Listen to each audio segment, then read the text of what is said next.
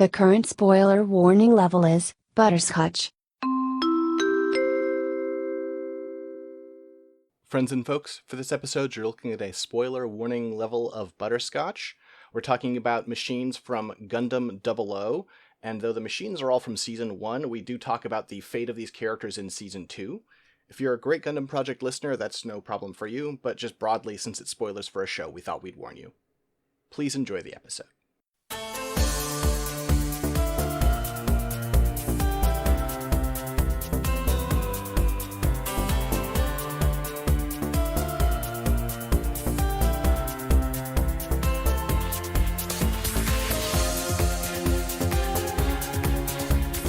Hello friends and folks, and welcome back to another episode of Mechanista NG, where we're looking at all the robots that exist, all of them. No, that's not true. We're just doing some of them. I'm Six. I'm Dylan. I mean, we've gone through a lot. There's so many robots. We have, but we're never, listen, I guess I shouldn't say never, right? That's not, I'm tempting fate since we take requests. We could never cover everything. I was going to name a specific machine, but if I do that, someone will request. I mean, I'll say it. Go ahead. Do your worst. We're not covering Chappie. Points at the screen, that's Chappie, etc. Yeah. Exactly.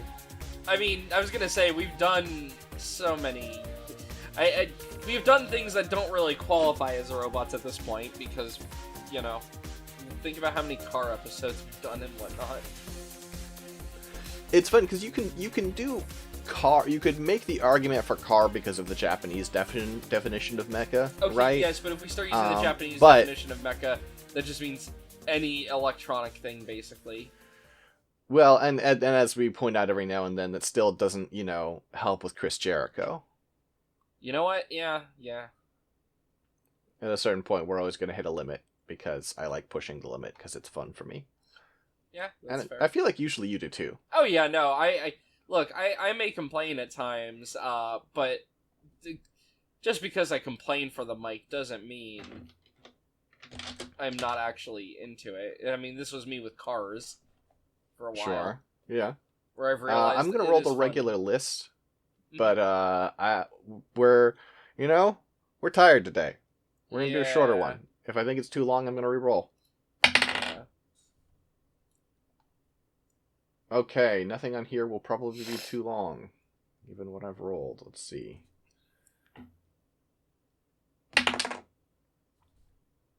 Oh, we already did that. I forgot to remove it from the list. Okay.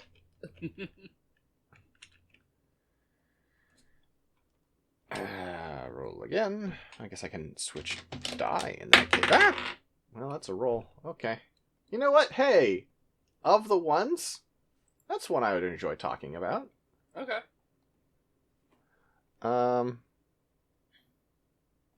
Here we go. I feel like you'll get this fairly fast, but, I've been wrong before. And wronged before. Let's see. Apologies for yawning. Last night was a bad sleep night for me. There you go. There's your first clue. Oh, an arm. Ooh. Is this the Thrown Dry? Yes, it is. I was just thinking of the colors mostly, and I was like, okay, this looks like something like past seed, basically, and it doesn't really look like it's Okawara derived. So yeah, no, the color gave that one away pretty quick. Honestly, yeah, it's probably good you went for the arm, because if you went with the knee, I think I would get it even faster, because this is a Washio design, and Washio has some characteristics that are pretty similar through his designs.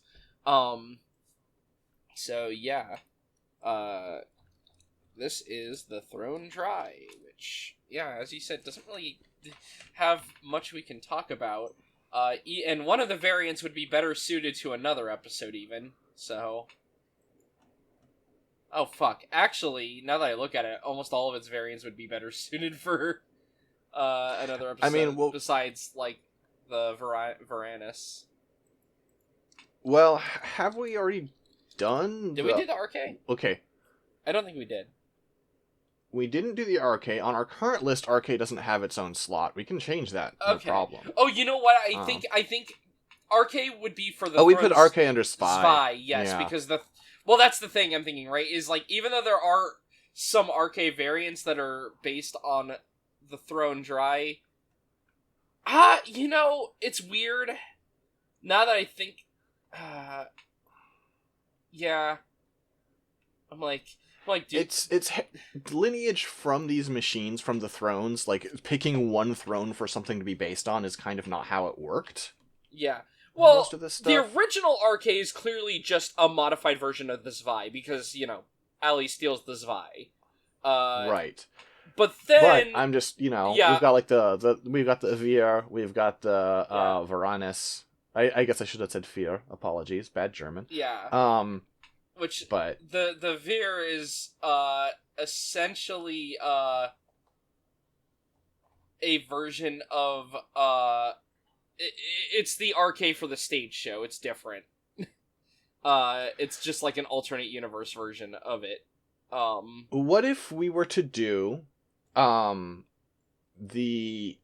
Drei and the Eins, and then let the others be, and then we'll do the others off of like the Zwei is a separate episode because the Zwei is the most direct relative to some of these other ones. Yeah. Okay. Yeah, we could do that. Do we want to start with the Eins then, just because it's one? No, we've already got this one up on screen. Oh, you already have that. Okay, Whatever. Yeah. Duh. All right, give me 1 sec. Let me get the Dry up. All right, so yeah.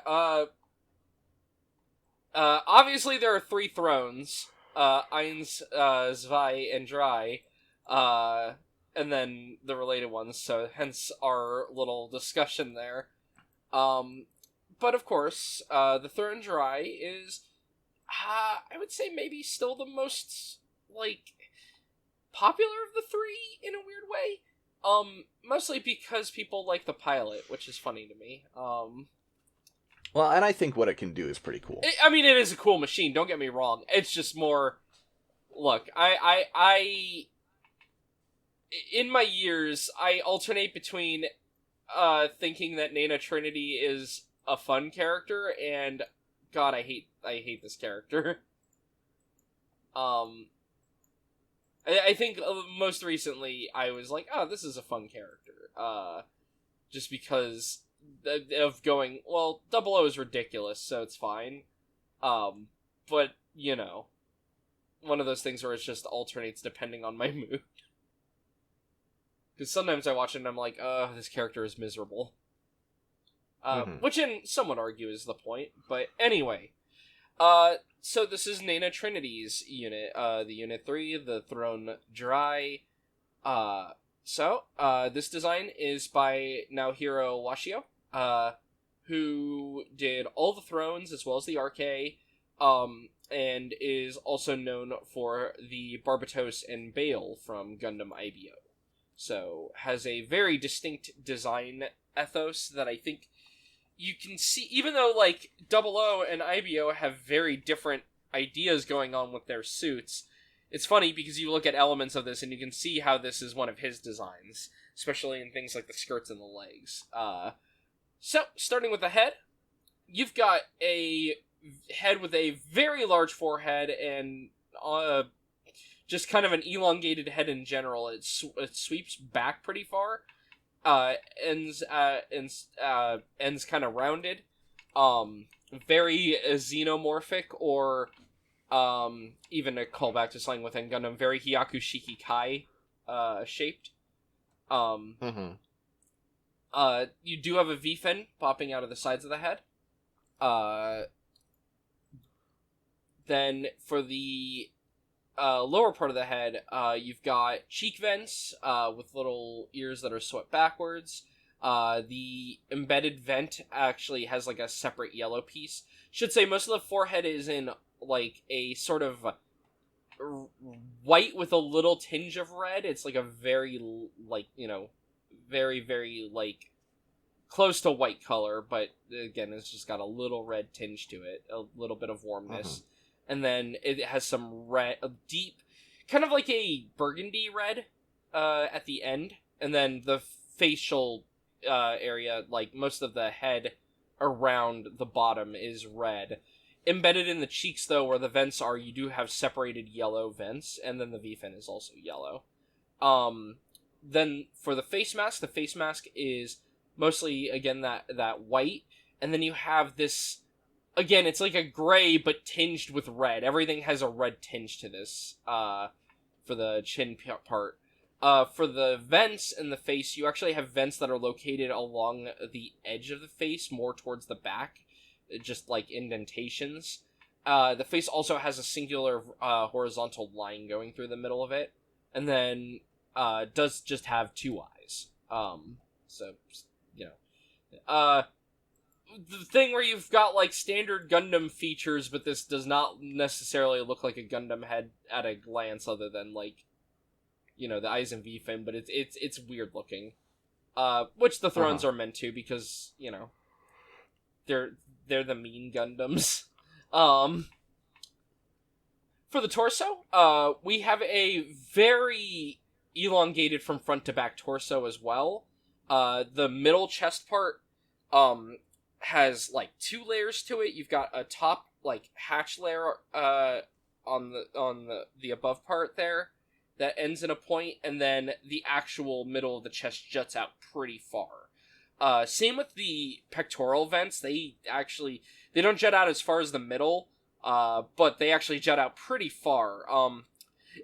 The only, like, time I can think of, like, chest vents like this jutting out this far on, like, a normal Gundam would be something weird like the Zeta.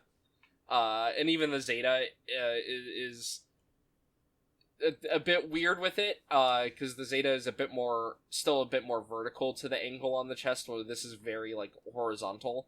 And then the pectorals themselves still have embedded chest vents in yellow, and those have, like, they're kind of like an elongated version of the classic Gundam vent, where you've got, you know, well, not even a classic Gundam vent, I don't think, because this one only has one, like, you know, flap in the middle of it, but it's, you know, it's a yellow square vent with an opening on the top and bottom and a big flap in the middle. Then around the torso, because this is a GN powered machine, you do have that thing where you have the spherical, or the circular chest part in the middle, that has for this design, a purple, like, chest crystal, you know, purple glowy part. And then connected into that circle, you have 2 more wedges of armor, one on each side, that are just more of the red armor, and it's just like a weird wedge that's, again, elongated and going towards the back. Ends nearly at a point, but I call it a wedge just because it's not like a point, it's, you know, a flattened point. And then you get some more of that reddish dark gray in the middle, and then the lighter gray around the sides, but connecting into the waist. Very weird waist, kind of pinched in its shape. Again, even though there's not a Gundam frame on this, and it's a 00 suit, so it has, like, the GN part, even the shape of this kind of feels more IBO Gundam framey, just because it's, again, very pinched waist in the middle of this.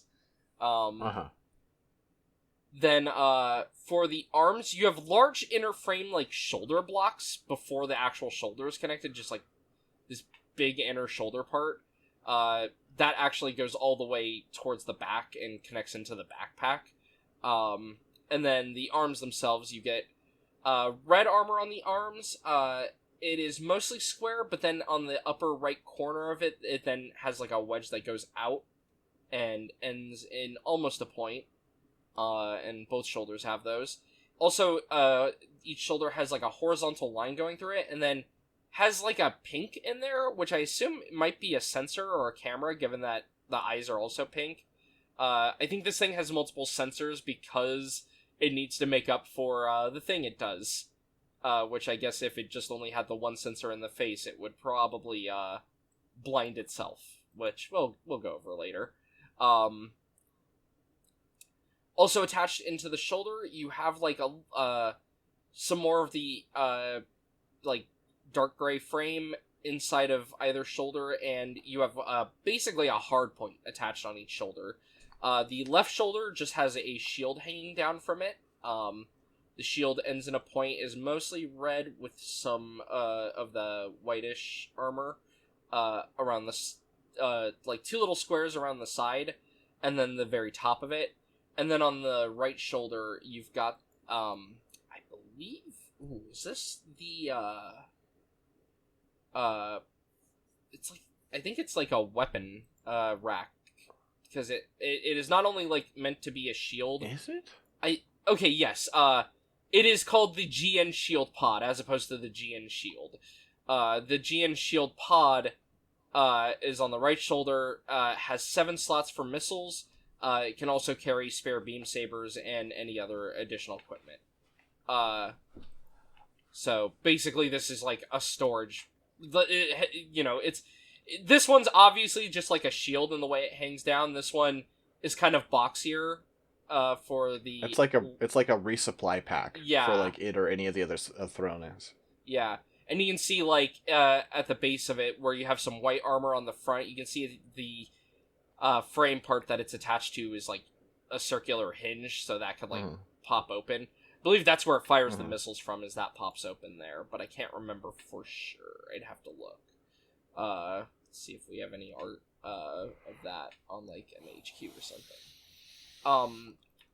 For the actual biceps and whatnot, these are pretty simple. You've just got square bicep, or square shoulder parts like underneath in the whitish armor, square biceps in the whitish armor. You get a joint in the usual like inner frame color this has had, with a white armor cap on the outside, which is interesting because usually don't have the armor caps this way in 00, especially on GN units. You usually have like the clear glass ones, kind of like the part on the chest, but on this throne you've got just like white armor caps on the outside, no armor cap on the inside part of the arm, interestingly.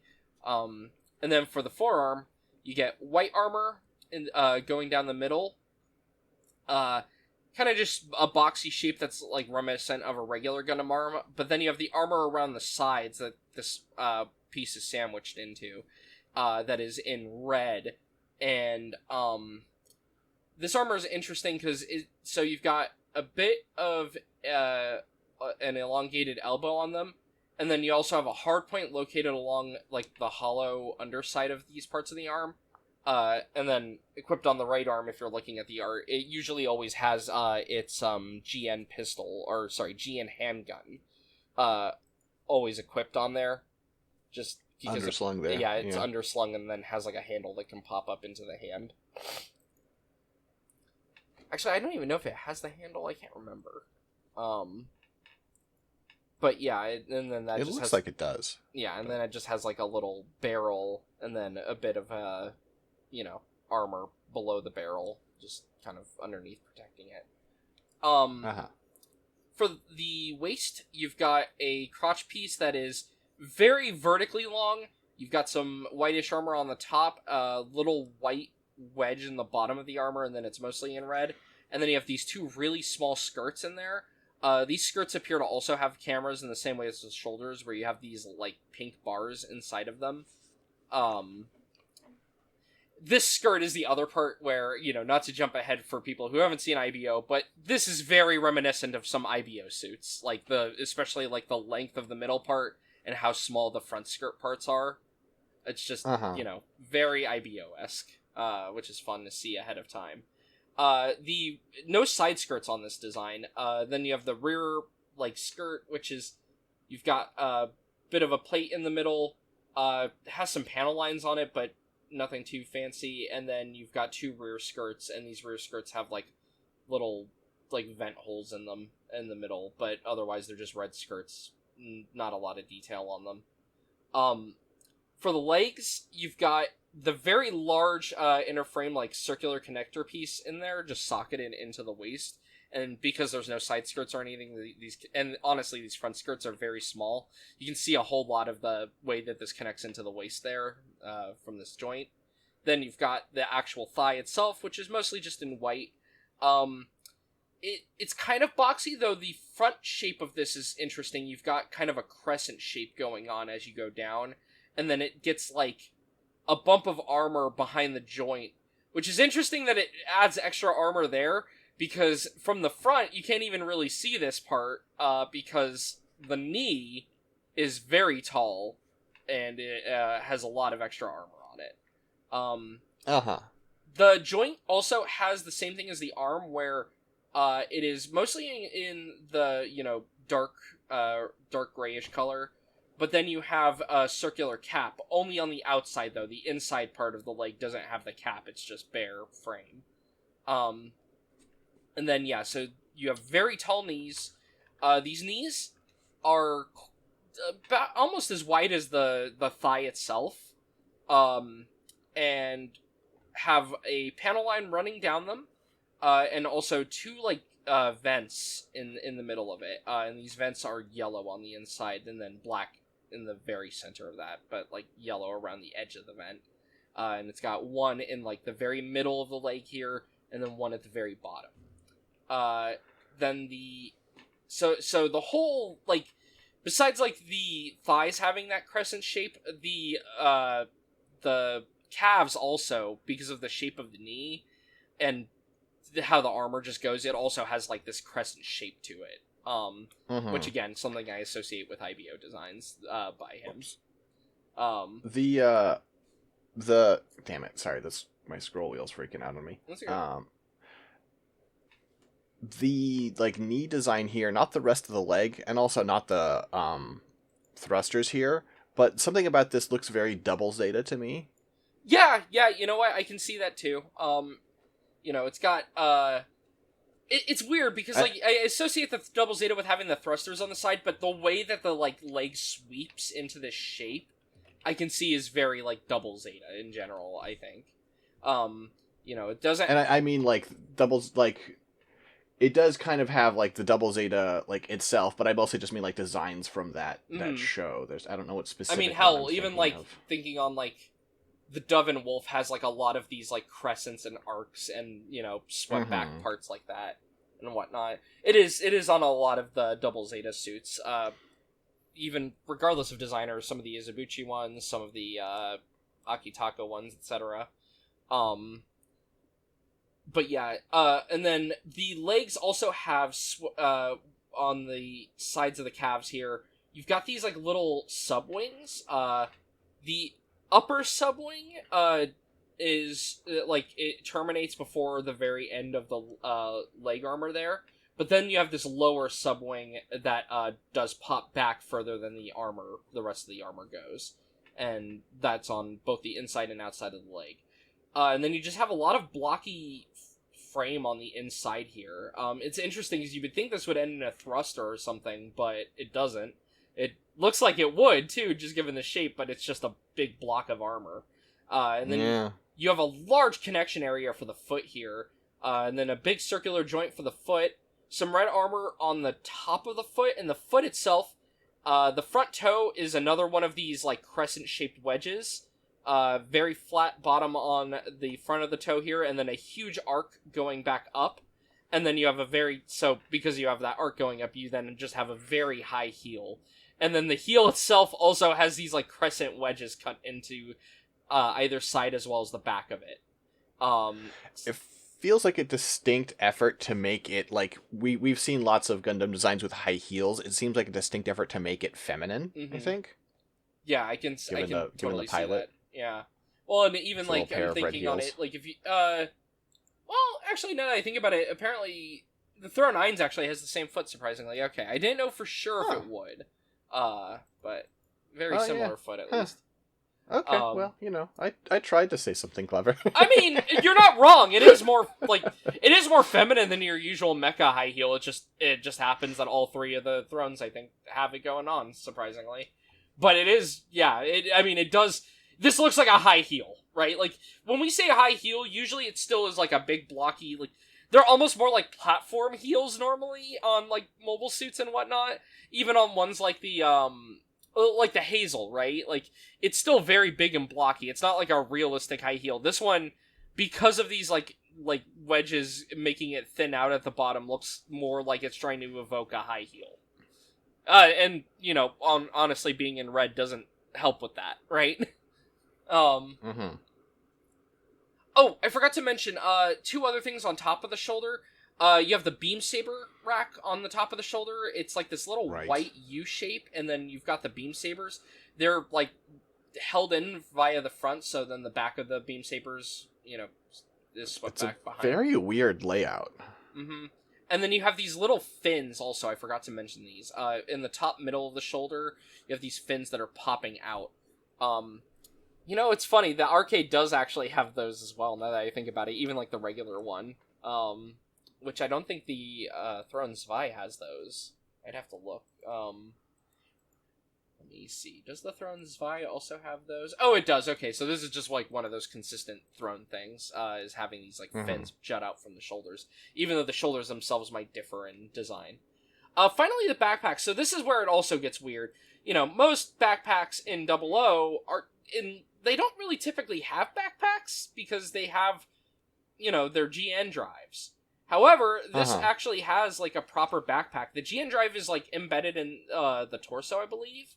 And then it has the backpack over that. Yeah, okay, so here you can see a little black and white drawing of like the way, like what it would look like with the backpack off on the right. So it's like the GN drive it's one of those GN drives where, it's a Tau drive, and it's not like the normal cone, it's like a circular cap on it, more so.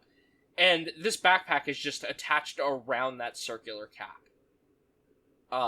For the base of it. Like, you get this large wedge, piece in the middle there. Which, it's funny, because you have the large wedge in the middle, which then has a whole bunch of frame connecting off of that, around the bottom, and around the sides here.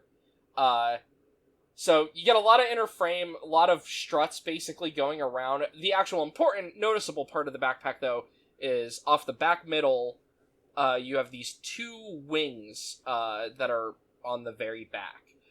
They're very flat. They have, like, these vent-like openings on the front and on the sides here. And then you've got, like, a whole array of, like, vents that can pop open along the bottom of these. And these are used with the actual, like, thing that this does, which is... This is a support and stealth unit. And has quite a few functions related to that. First, just going through the equipment in the normal order that we tend to, which is to say, going through the wiki's order. We have the GN handgun, which I mentioned, which is, it's a GN rifle or GN handgun on there. This one doesn't have as much firepower as the Zwei's, even though they're similar in design. Mostly because this thing needs to save all of its GN particles for its gimmick. So this is not like the offense one of the three. This is the support one, mainly because of that.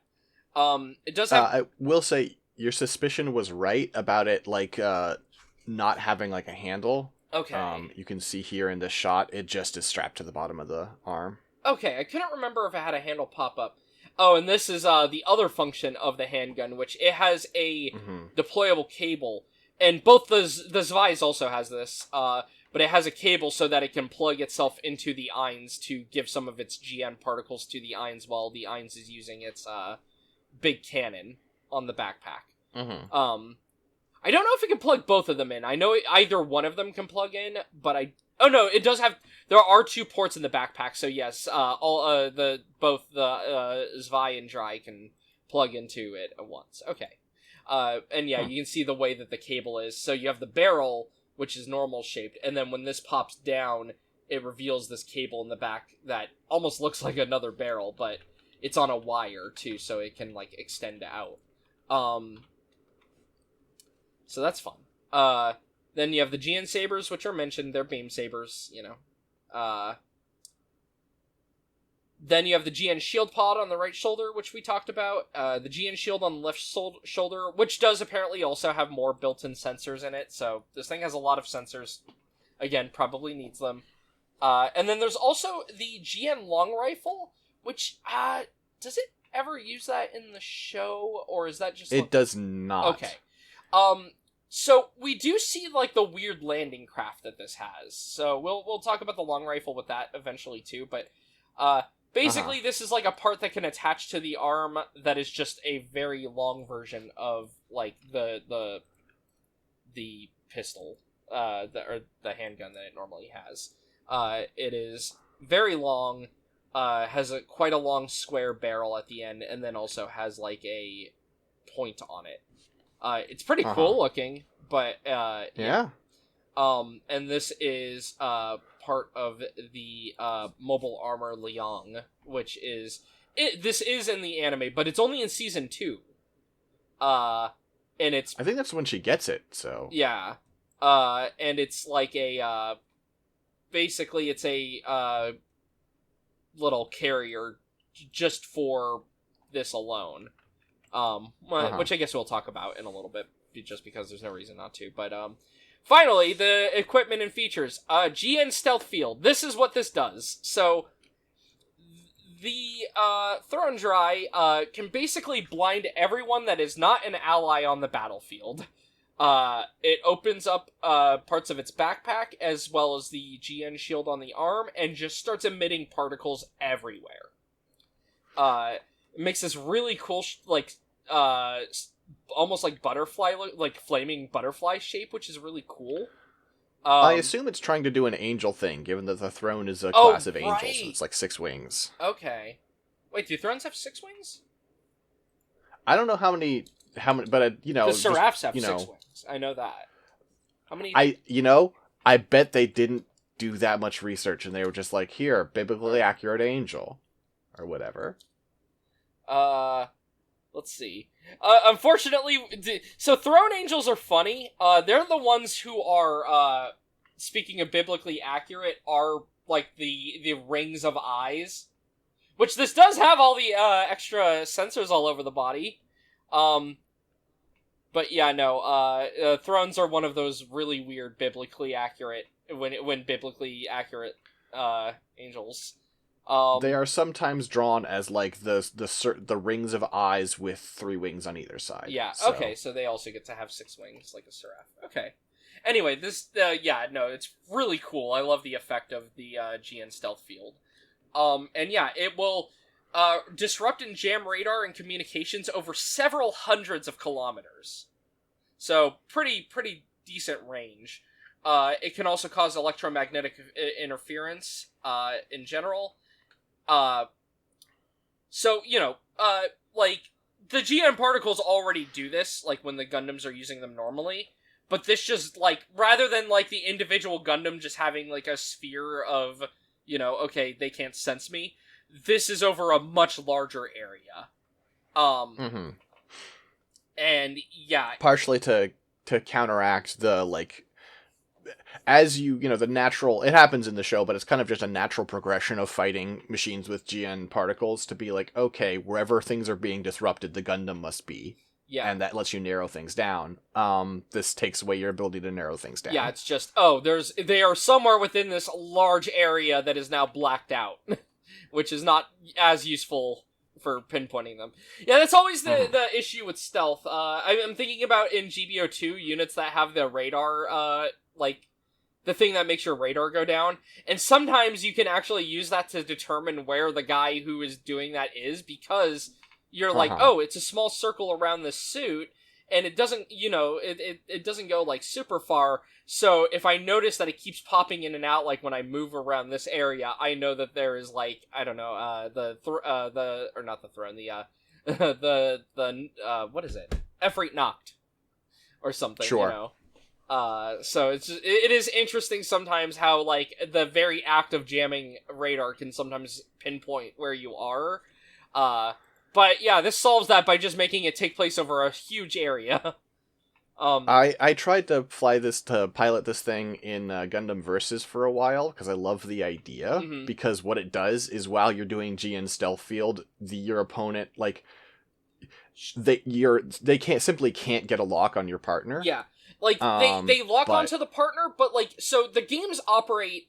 The secret of Gundam Extreme Versus is projectiles do not work like in Gundam. They don't travel in straight lines, generally speaking, outside of a few exceptions. They all have what is called tracking, and so whenever you're close enough to your opponent, which is, like, the range you should be fighting, and most people learn this, the red lock range, when your lock turns red and you shoot your shot, it's going to kind of home in on the enemy.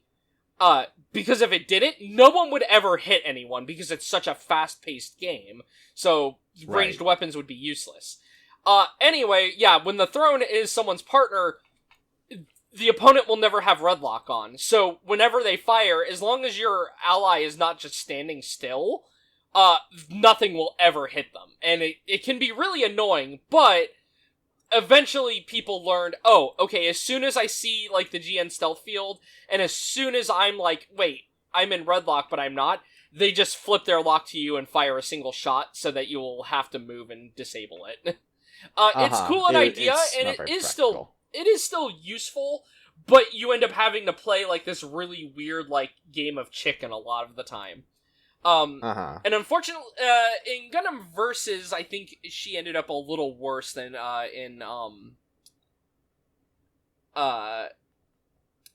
actually, wait, is she even in Extreme? Yeah, she's in regular Extreme Versus as well. Okay, I couldn't remember. I was like, I mean, I didn't play her in that. I can imagine, however, she's probably one of those people who normally has assists, and then in Gundam Versus, everyone has assists, so it doesn't matter. Yeah, yes, that's the thing, is, well, you can summon the Throne Eins and Zwei, and while they do, like, they do have a function that is, like, okay, they can attack someone, you mostly use them as a shield to tank a shot or two.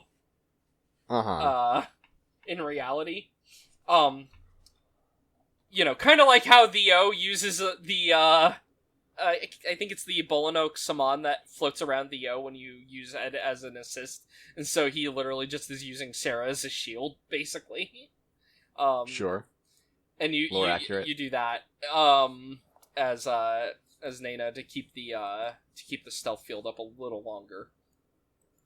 Anyway, yeah, so the stealth field is really cool. It looks really cool when it's used, and, you know, besides the machine's distinct appearance and also emitting these large, like, GN wings, basically, it's just really cool. Then you also have, in its equipment mentioned, a dock for a Haro, because Nana has her really mean Haro that hangs out with her. And then you've got a GN Drive Tau starter, which is basically the starter mechanism. It's interesting because the idea is that, I guess, like, the idea is once you turn on the GN drives on, like, the Jinx and whatnot, you actually need them to be turned on from like, where they are launched. So you can't just, like, turn them off on the battlefield, which is actually kind of interesting. I actually did not realize that about the normal GN drive Taus. Of course, the Thrones, because they need to operate on their own still, but they're still using, like, you know, fake, quote-unquote fake GN drives, you know, they have to have their own starter on them, basically. So, yeah.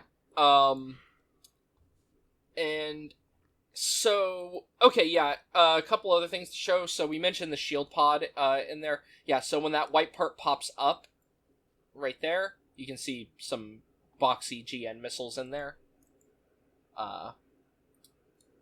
And then, that's basically it. Yeah, it's a cool machine. I like it. I think this is, of the original 3 Thrones, this might be my favorite design-wise. Yeah. However, I like the RK more than all the Thrones. But yeah. Now that I'm thinking about it, since this gets destroyed, does her Haro get blown up? I guess so. I was like, is the Haro in there when she gets killed? I can't remember. I don't recall. I don't remember it saying anything, at least. Yeah, though, to be fair, you probably wouldn't make it say anything, because, like, you don't want to rob that moment of its import. And her Haro... I don't think you see the Haro at all in Season 2. Yeah, I was thinking about it, I'm like, do you see evil Haro in Season 2, really? I don't think so.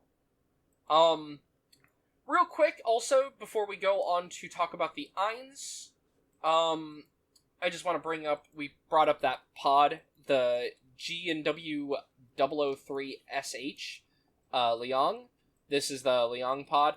It's very similar to the landing pod that the that the like Gundams you use in season 1, also the ones that can disconnect from the original Ptolemy. But it's a bit sleeker, you know, it's got more curves on it, it ends in a point. Not as many flat edges. It matches the aesthetic of the throne, you know. And then you can see the long rifle that can also attach to the arm, attached to the bottom right side of it.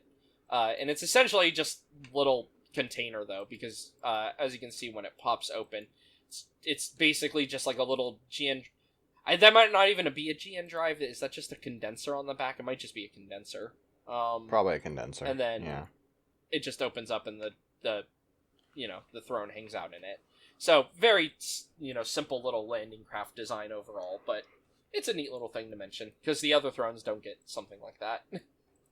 She only gets it... because they're dead by then. Yeah. Well, she only gets it because, yeah, Wang Lumei gives it to her. Before eventually betraying her, too. Wang Lumei, put in that really awkward position of really wanting to be a chess master herself.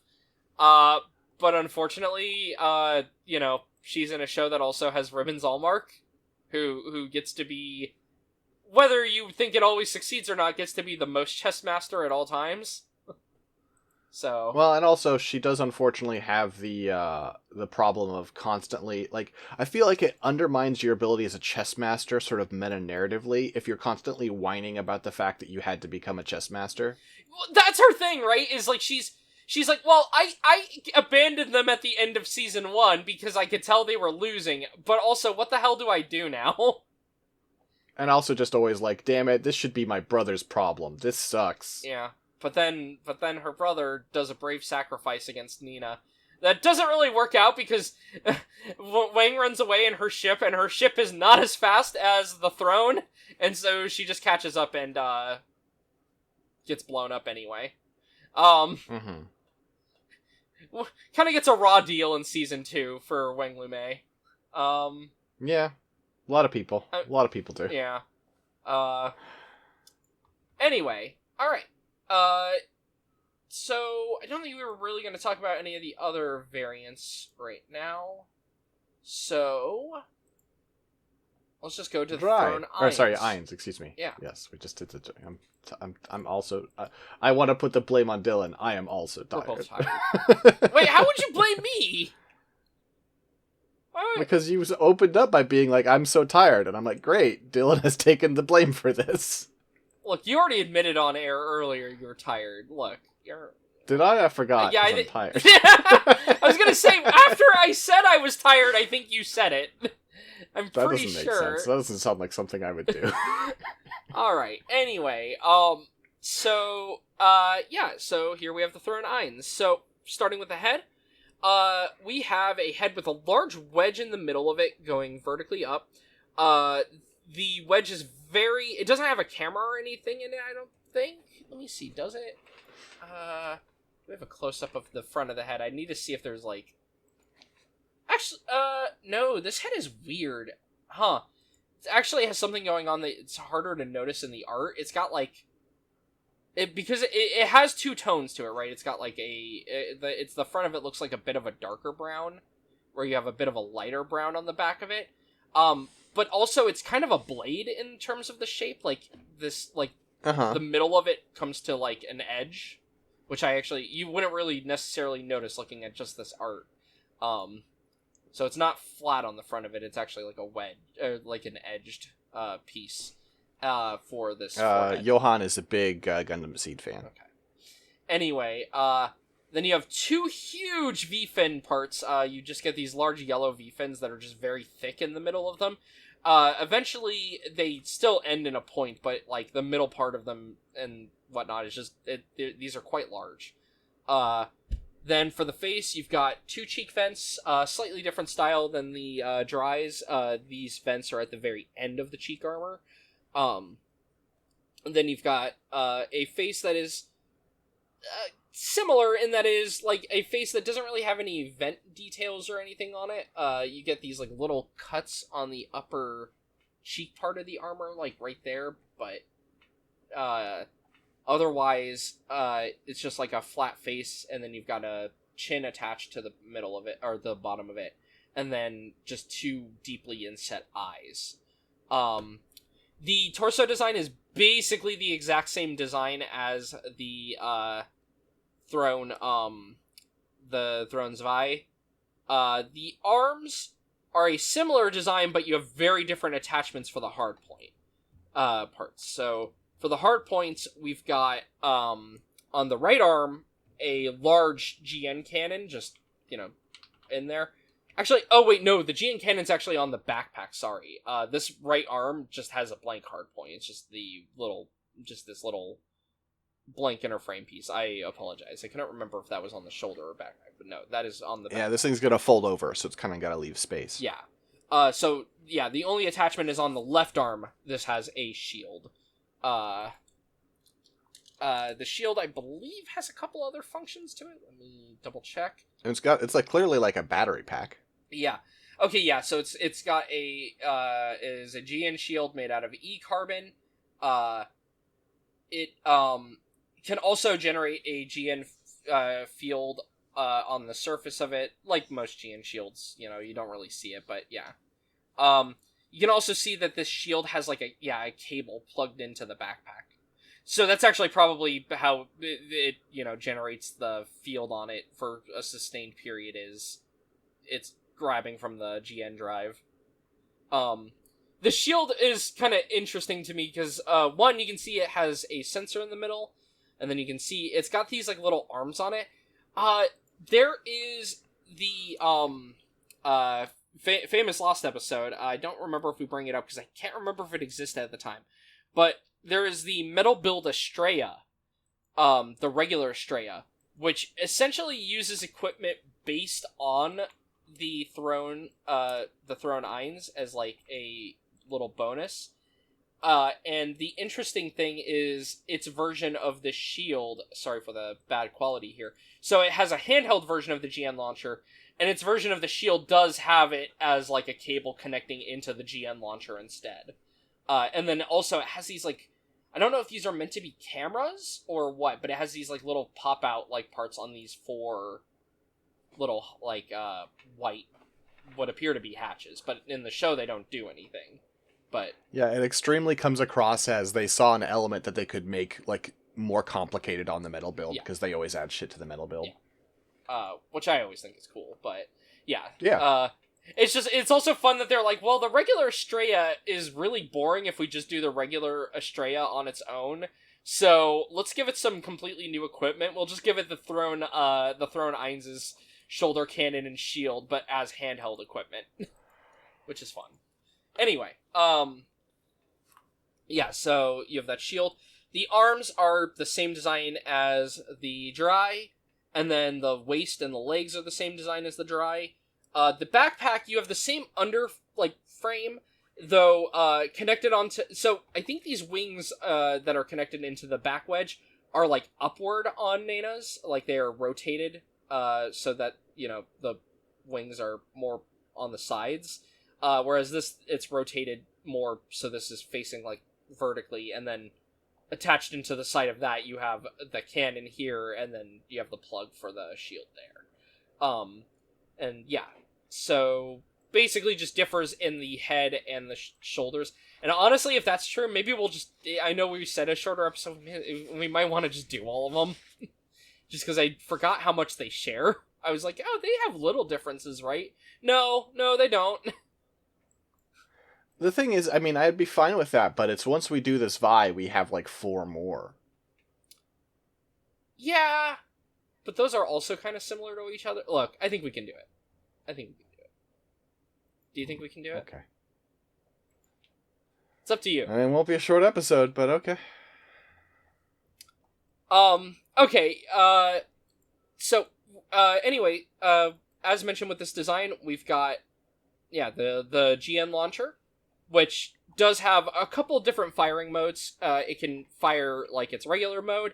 It can also be a GN Mega Launcher, which is what they deem it when it has 1 cable connected into it.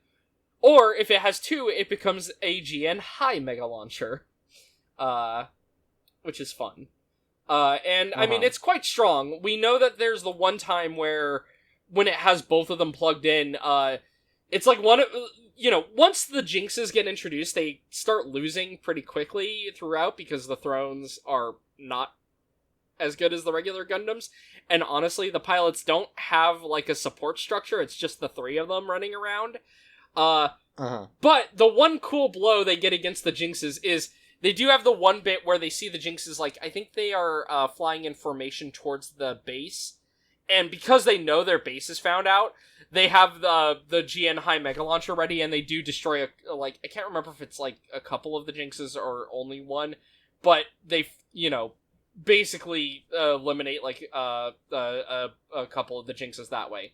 Unfortunately, right after, they proceed to immediately get owned as the Jinxes do their classic, we're going to form a ring and just fire in all directions. the spinny Jinx donut. It was cool. Yeah. It's cool the first time, and then they reuse the footage like 3 times, and then it becomes kind of funny. It just becomes funny. Yeah. You can also see just like against not just being fired into the air. The GN Mega Launcher does a lot of damage. It's a pretty big beam. Yeah, they just sort of like start dragging it around. It's like the point and click, like dragging the beam around the battlefield. Mm-hmm. So it can be fired like folded. It can be fired unfolded, and it can also be fired plugged into the beam rifle. Yeah. I honestly think plugged into the beam rifle is more just bracing almost. It feels like, Yeah, maybe. Well, because it's not like it can the way that this is shaped, you couldn't really have the hand reach it, I don't think. So sure. The beam rifle, this has a different beam rifle design, should mention, than the other two. You can see it in the main art usually. This has a actually handheld rifle rather than an under the wrist mounted rifle. And it has a large, like, open strut on the top, which this is where that folds into. And then it's got, like, a weird, like, scope area on the top that almost looks like a thick barrel in and of itself. 2 little, like, sub-wings on it, just hanging out on the bottom of it, that kind of remind me of, like... It almost reminds me of a submarine more than anything else, Sure, yeah. And then the actual barrel for the beam rifle is more towards the front. Well, you can see a little bit of the gray there, and then some of the armor hangs above that. But yeah, and then, other than that, this also has, behind the rifle's muzzle, it has a smokescreen dispenser, so it can fire a smokescreen out. And then it has the beam sabers, and that's basically it. It doesn't have any other special functions. It's a cool machine, though. Yeah. We do have a variant of this. I did forget about this, too. So, there's the Eins Turbulenz, which I assume is just turbulence in German. When I see turbulence, I don't actually know. So. Turbulence in German. Real quick. Yeah, it's just turbulence. Okay, yeah. Which I guess makes sense. You're if you're already using Eins there, you're going to use, So this is an interesting design. This is essentially a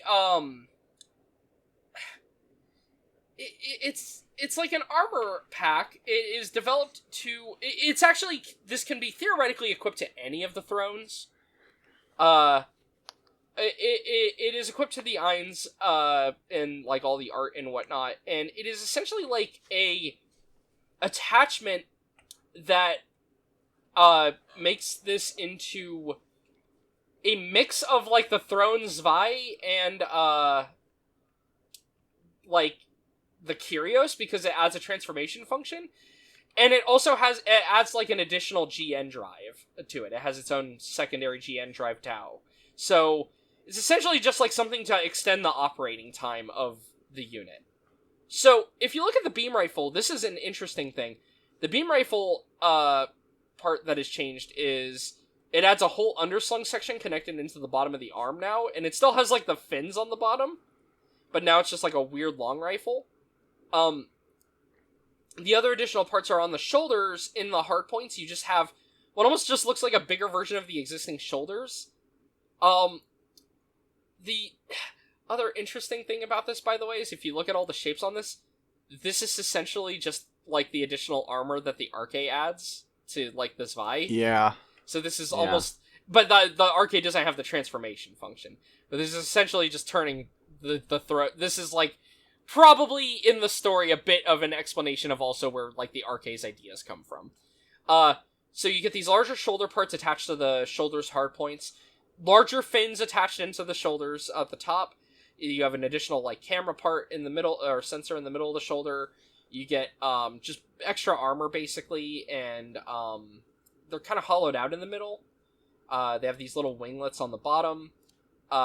You get these large pieces attached onto those caps of the legs on the outside. They're essentially just large side skirts just attached into the side of the leg.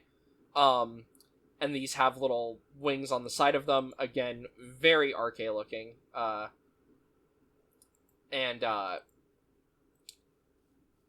These are, give me 1 second.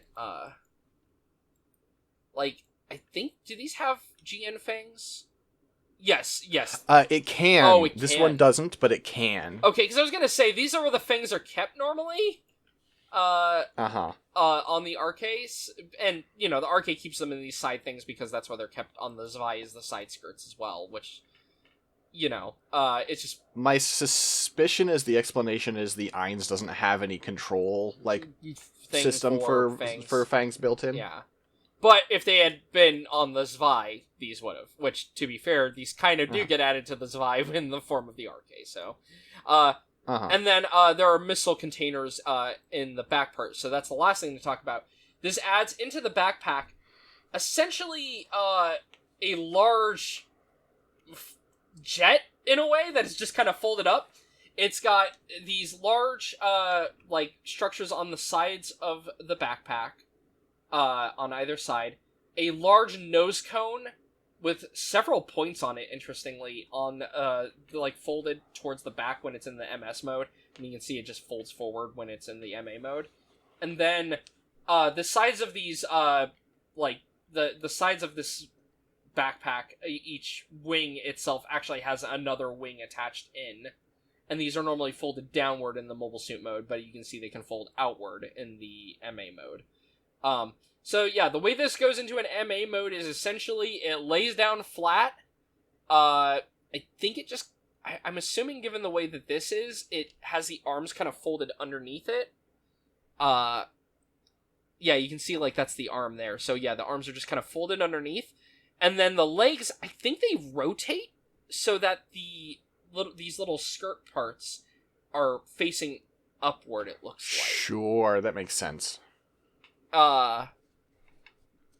And then it just kind of lays down. Funnily, it hides so much of the Gundam that surprisingly, this doesn't necessarily have the problem of the Gundam looking just like a Gundam laying down. It just looks like a really bizarre craft. Yeah, like, top down, it looks like a really fucked up, over-designed Ace Combat design. yeah, especially that top down. The other thing that's interesting is instead of it... Well, it does have the RK red on it. It adds some brown, like, camo almost, like, you know, the kind of like cloud camo, where you'll have yeah. So that's an interesting choice. It's kind of fun. I like it, but it's very strange. The idea again is like, okay, well, given that these are stuck operating on their own, maybe we should do something to allow them to have both higher firepower and mobility, as well as being able to, like, operate over longer distances and whatnot. Basically, just, let's make the thrones more self-sufficient. Doesn't happen, obviously.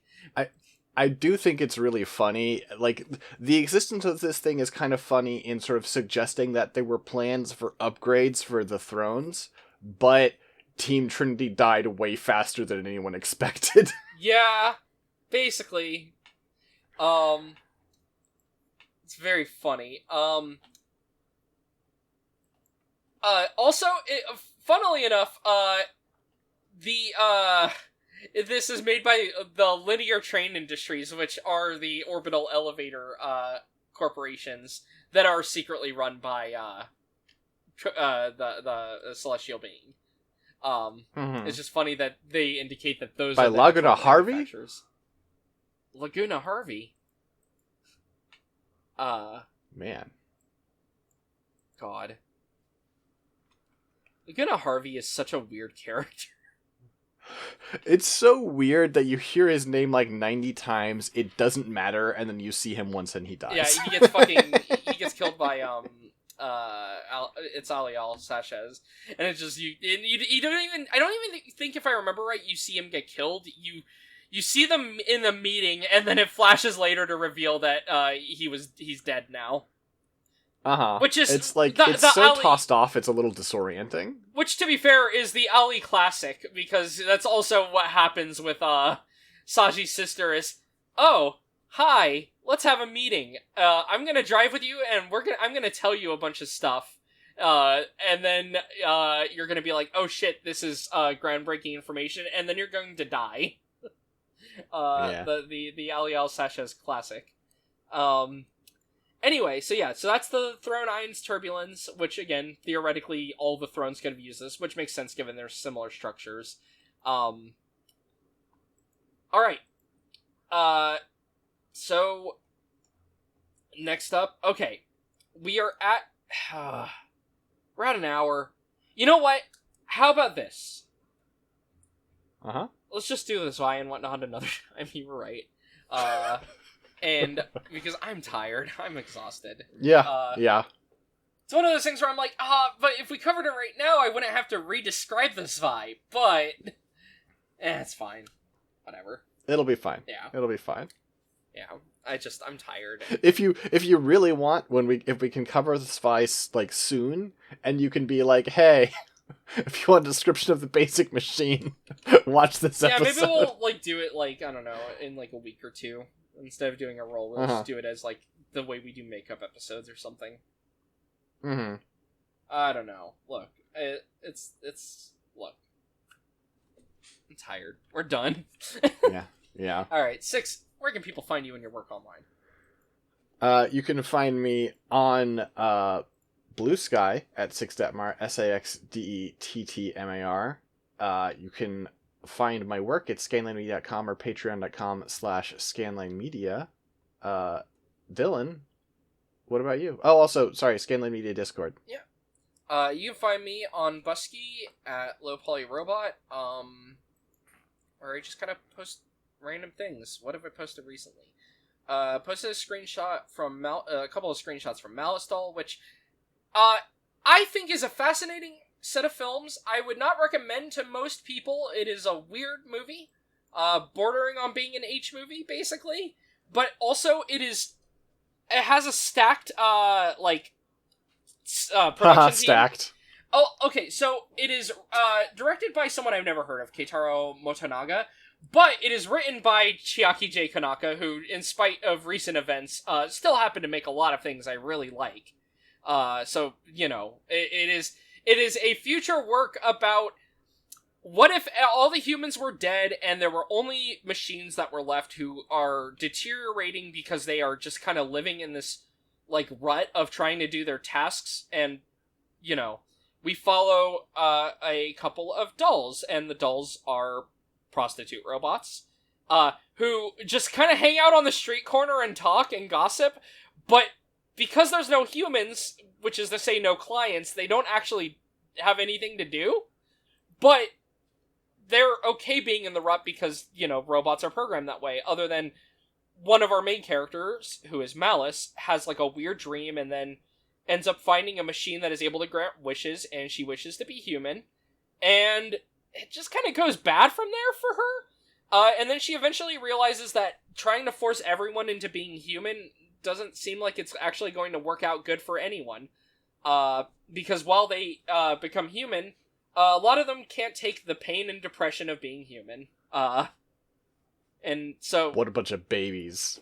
I do that shit all the time. And I think it's a really interesting movie, but again, it is also, like, a movie that is... One, it is made in very janky CG that, like...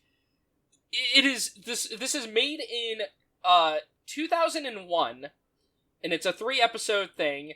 The thing that's really funny with it also is it does a thing that I associate with more modern CG productions, where it's like, well, we have to animate, we have to do it like animation, so we're gonna limit the frame rate.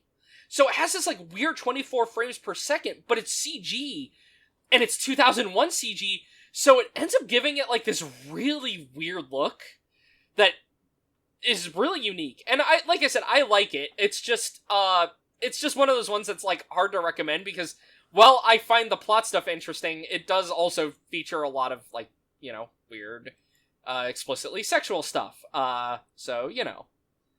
But, the story of it, it's about depressed robots. I'm going to like it still. The other person on it is, why am I spacing on his name? Oh, Yasuhiro Moriki.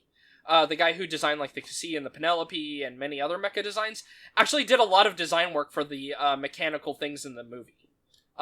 Which is the whole reason I even found out about it. I basically saw it in his one art book and was like, oh, these robots look really cool. I've never heard of this. Looked it up, and I was like, oh, a script by Konaka. Okay, I'll probably like this. And then I watched it, and I was like, oh, this is really fucking weird. But I do like it. But it is weird. So it's one of those ones I don't really talk about that often. In my stream of consciousness, I also talked about how I was sad they didn't make a second Megami Tensei OVA. They only adapted the first book into an OVA. And then I also talked about, speaking on problematic things, how, while the Beauty and the Beast Core are not handled in the best way, at least from my memories of playing MGS4 in 2010, some of their designs are kind of cool. Specifically, Laughing Octopus and Screaming Mantis have cool designs. And then, yeah, they're handled pretty badly. Yeah, no, I haven't played the game since 2010, but I do remember in 2010 being a bit uncomfortable, which is saying something considering I was a dumb high schooler at the time. I think I replayed it in January? Was it January? Yeah. This novel not new. Again, it's one of those things where it's like, depending on who writes it, oh, these women are affected by trauma, and that trauma is turned into a weapon, I don't think is inherently, like, a bad idea. But, this is Kojima writing it. So, you know, I imagine it is handled as subtly and delicately as Kojima handles any of it. Especially given that the designs themselves, you know, he's like, oh, let's make, he's like, they have to be fucking hot. They have to be the hottest women ever, and whenever you defeat them, they need to walk at you in their weird skin-type bodysuits, and, you know, be weird. And it's like, okay. Yeah. So, yeah, and then I think that's about it. I just kind of posted about a lot of random stuff, album art, and some other random pictures and stuff.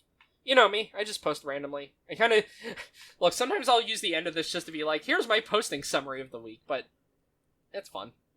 That's it, though. You know. You can find me places I just post about media I've watched, or for whatever reason, media that has popped into my head. Huh? So, yeah. Fair enough. Alright. And then, yeah. Well, I guess that's it for this episode. I don't have it in me to do a dramatic reading of it, so it's just like, how dare you just go off and have fun like that while we're working to change the world? I was like, Yeah. There's two quotes for Nina you could do, which would be blowing up the wedding, or her defense against Wang Lumei, which is hilarious to me. Or not Wang Lumei, Luis.